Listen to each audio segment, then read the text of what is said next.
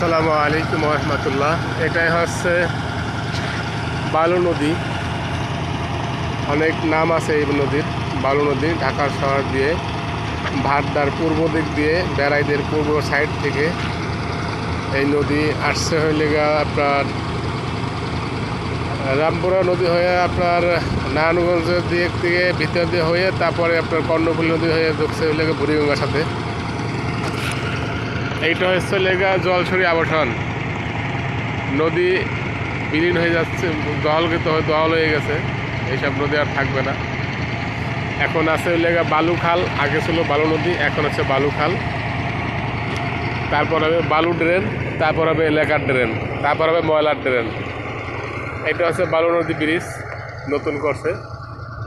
আর এদিকে হচ্ছে লেগা আপনার জলছিঁড়ি 300 ফিটের দিকে সোজা, 2 চোখে কিছুই দেখা যায় না।